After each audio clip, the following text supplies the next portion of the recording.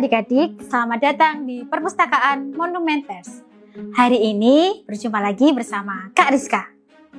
Hari ini Kak Rizka akan bercerita tentang Peri Kecil dan Perajin Sepatu. Buku ini terdapat di Perpustakaan Monumen Pers. Adik-adik penasaran? Yuk langsung aja simak ceritanya. Dahulu kala, hiduplah seorang kakek tua pengrajin sepatu yang jujur dan baik hati. Sepanjang hari, kakek itu membuat sepatu tanpa kenal lelah. Sekalipun pekerjaannya begitu sulit, sang kakek senantiasa menjalaninya dengan penuh sukacita. Dia merasa bahagia jika melihat orang-orang memakai sepatu yang dibuatnya dengan berpeluh keringat. Namun, sekalipun sudah bekerja dengan giat, perlahan-lahan sang kakek justru malah semakin miskin. Entah mengapa, para pengunjung selalu saja mencari-cari kekurangan pada sepatu buatannya. "Hak sepatu ini terlalu rendah. Kenapa warnanya kusam seperti ini? Aku tak akan kembali membeli sepatu buatanmu lagi jika kau tidak memberi potongan harga." Sang kakek tidak memiliki pilihan selain menjual sepatunya dengan harga murah. Sang kakek perlahan-lahan menjadi semakin miskin. Sekalipun sudah membuat dan menjual sepatu dengan rajin, akan tetapi sang kakek tidak berkecil hati. Dengan usaha dan kerja keras, rezeki pasti datang menghampiri, katanya. Setiap hari sang kakek membuat sepatu dengan mengerahkan segenap keahlian yang dimilikinya. Tanpa terasa, sisa bahan kulit yang dimiliki oleh sang kakek hanya cukup untuk membuat sepasang sepatu.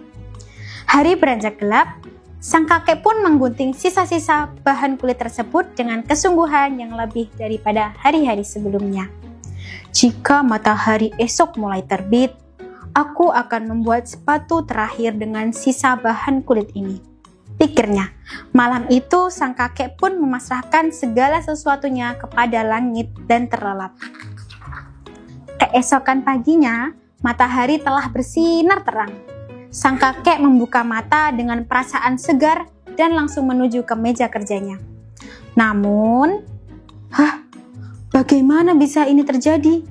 Di atas meja itu terdapat sepasang sepatu bagus yang diletakkan dengan rapi, menggantikan sisa bahan kulit yang diguntingnya semalam. Saking terpengarahnya, sang kakek menyaksikan pemandangan tersebut dengan mulut ternganga. "Siapa yang membuatkan sepatu baru ini?" Sang kakek mencoba untuk menerka. Namun, sekalipun telah berpikir keras, dia tak kunjung menemukan jawabannya. Sang kakek meletakkan sepatu itu di atas lantai, lalu mengamati setiap bagiannya dengan penuh ketelitian. Sepatu itu tampak baik dan sempurna. Tidak ada satupun lubang bekas tusukan jarum yang salah. "Tak pernah aku melihat sepatu sebagus ini sebelumnya.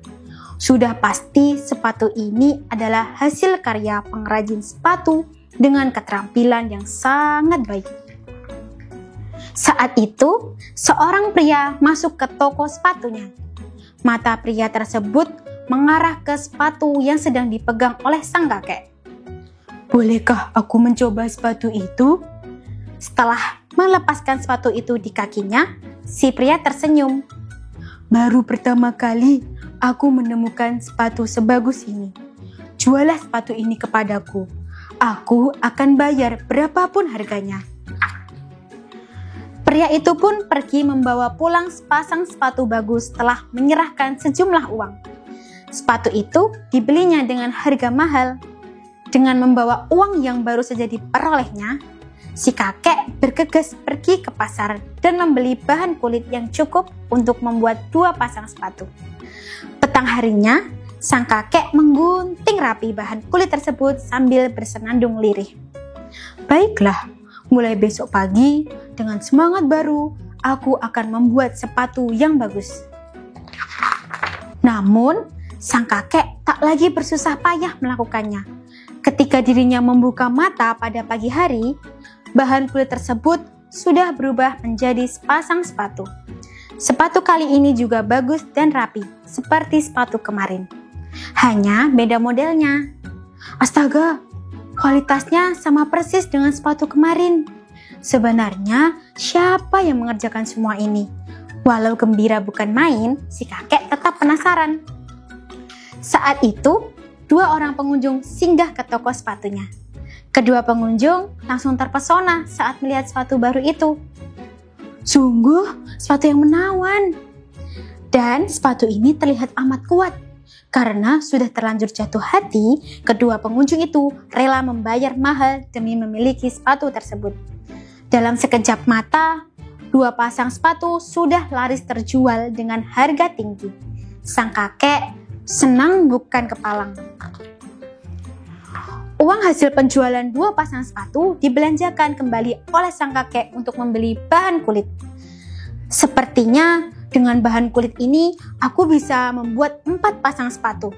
Dengan antusias diguntingnya bahan kulit tersebut. Akan tetapi, seperti yang telah terjadi sebelum-sebelumnya, ketika dia terbangun di pagi hari, bahan kulit itu sudah berubah menjadi 4 pasang sepatu yang menawan. Sungguh kejadian yang sangat aneh. Hanya dengan menggunting saja, semua bahan kulit ini berubah menjadi sepatu dengan sendirinya. Ajaibnya, kejadian ini berlangsung terus-menerus setiap hari. Jika sang kakek menggunting bahan kulit pada malam hari, bahkan kulit tersebut berubah menjadi sepatu yang indah keesokan harinya.